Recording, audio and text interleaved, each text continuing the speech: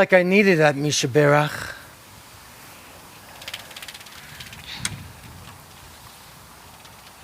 I want to read you something from an incredible Jewish scholar. She wrote, "The centrality of memory to Jewish self-understanding emerges with great vividness in Parashat Ki Tetzei, which repeatedly enjoins us to remember events in ways that affect ongoing behavior and practice." Then she cites 3 verses from this Torah portion. The first, "Always remember that you were a slave in the land of Egypt. Therefore, observe these commandments." The second she cites, "In cases of skin affection, be most careful to do exactly what the priests instruct you.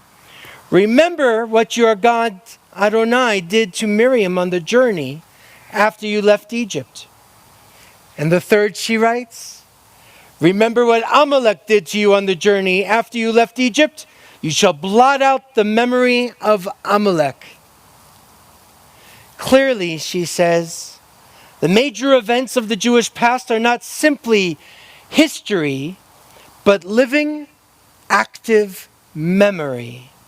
Memory that continues to shape Jewish identity in the present. Through telling the story of our past, we learn who we are and must become. Say that last line again. Through telling the story of our past, we learn who we are and who we must become. Becoming takes so much energy, don't you think? Becoming is hard. It says that we always need to change. We always need to do this work in order to grow, to be better, stronger, more resilient, whatever it is. We have this something about becoming. And I think this is why, according to what the scholar told us, Judith Plaskow, I'm playing, how do you keep down the papers? Judith Plaskow, did you just say to me, try having hair? That's your cantorial soloist, folks. She just said to me, try having hair. Try not having hair. Oh, wait, I can't say that to you. All right. Look at this whole idea about who we are and who we're becoming. It always brings me back to the Passover Seder. Because we're not supposed to read the Haggadah.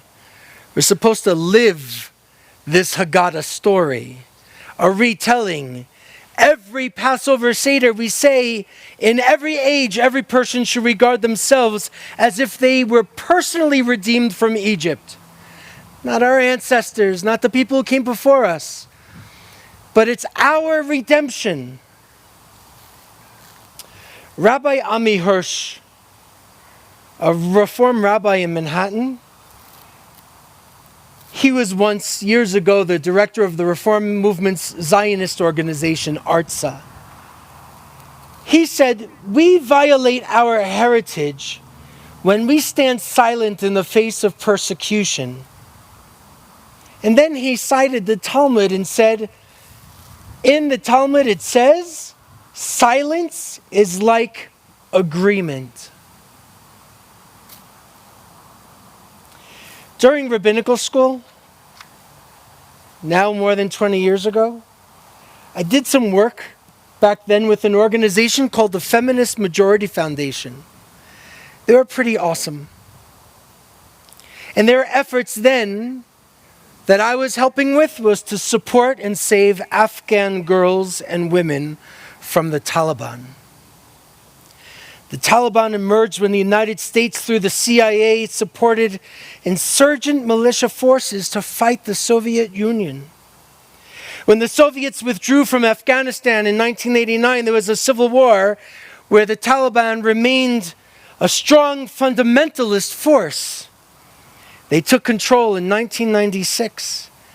They instituted a system That wasn't just an oppressive regime, but it was gender apartheid, removing basic human rights for women in Afghanistan. Women were expelled from universities. Girls' schools were closed. Women could not practice medicine, and they prohibited women and girls from being examined by male physicians.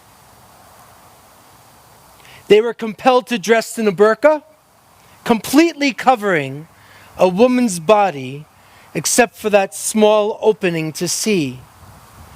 They were publicly tortured or executed in front of their families for what some called crimes.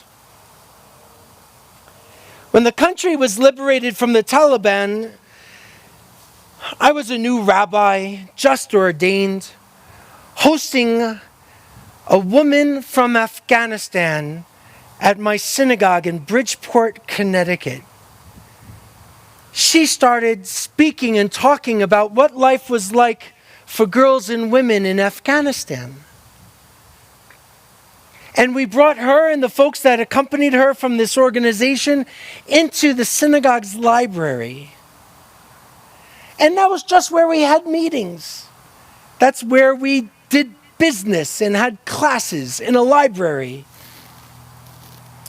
She was looking around and wasn't really paying attention to anything that we were saying about the synagogue, the Jewish community. She was just looking at all of these books around in the library. I'll never forget it. And she wanted clarification about this space. And we said, it's our library. And who are the books for? And we explained, anyone. And she just started to cry. Anyone can take a book? Really? Girls can take books? And she just was weeping in front of us. We were there to hear a presentation about the challenges of girls and women in Afghanistan, and what we learned was a lesson in humanity, about how to listen, how to think beyond our own tsuris, which is important. It is. Tsuris, we know that word? Challenges, hardships, right? Every other sentence from my grandparents had the word tsuris in it. Every other sentence. 20 years after the fall of the Taliban, they reemerge as a power. I'm so sad. I'm so sad for the people that were helping our soldiers, our veterans, other folks that tried as best as they could to make a better, safer Afghanistan for all. And now all of that work is going to be ending. Parents, I saw today, did you see this? Parents taking babies and passing them over a high barbed wire fence in order to get these little infants to American and British soldiers with the hope that they were going to find a path to freedom. Dr. Plaskow, who I quoted in the beginning, remember her last line? Through the telling the story of our past, we learn who we are and who we must become. That's what she said. So who are we to become now? So many don't want American soldiers for good reason to go and fight this battle longer for somebody else. I kind of understand, but it also makes me frustrated. So who do we become? We become a community that remembers that the Shoah, the Holocaust, was less than 100 years ago, and so many of us had family. Not ancestors, but family. Could have been our grandparents. Could have been our great-grandparents. For many of us, it wasn't that far removed. Maybe just one generation from us being able to touch it. 100 years later, not even, families shattered because of that trauma. We have to become a community that knows no matter how much success and good fortune many of us have found in this country, Jews have been targets and are targets, and that history starts with Pharaoh. We have to remember and become a community that knows that there are crimes and violations being committed against other people, and those crimes and violations are eerily similar to what was experienced by our family in Europe and even some here. Families being separated, education being denied, public beating, humiliation, human beings desperate for food and water, love and compassion. What are we supposed to do? Now, I know it's Shabbat, and this is supposed to be a joyful time, and we've been singing so nicely. We have another student who celebrates becoming B'nai Mitzvah, a child of age ready to take responsibility. Well, how do we ask another child who's becoming an adult to take responsibility if the community isn't? And I'm not saying we're not. This is all still new. We will. We're going to learn how. We're going to identify our partners. We know some of them. HIAS, once the organization known as the Hebrew Immigrant Aid Society. HIAS, now because so many Jews and Jewish community folks have been saved as refugees once upon a time. Now HIAS's job is to organize the Jewish community that has been saved to save others in a similar way. We know in Denver there's the International Rescue Committee, the successor organization to the group that brought Albert Einstein and other scientists out. The International Rescue Committee has an office in Denver. We're going to be talking to them. The Lutheran Family Services that has an ongoing standing committee to do refugee work. We're going to be talking to them. And we're going to be talking to you. HIAS is going to continue that important work for increased refugee admissions. Help a network of resettlement partners across the United States to work, as they have for years, to provide food, housing, assistance, job training, gender-based violence counseling, and more for Afghan citizens and other refugees arriving to the United States. You can write to President Biden. Tell him what you believe we need to do. How our tradition says we stand up for those who are most vulnerable and beaten down because we too were strangers in a strange land. At the end of the Torah reading for this Shabbat, we're reminded about never forgetting Amalek.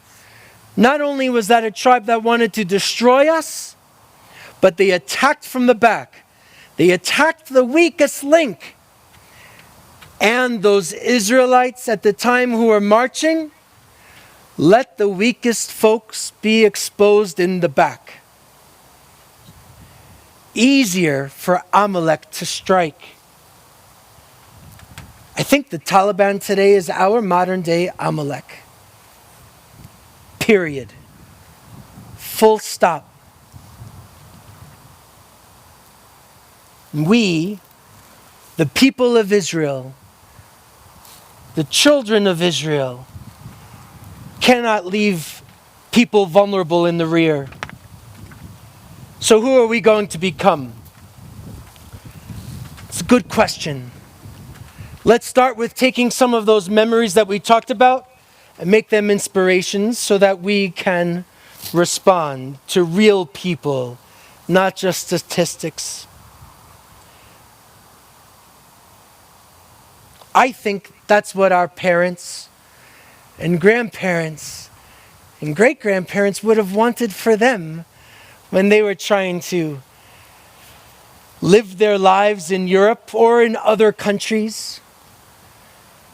How they wanted people to take care of them when they got here penniless. They wanted someone to help. And today that someone is us. Aleinu l'shabach. Let's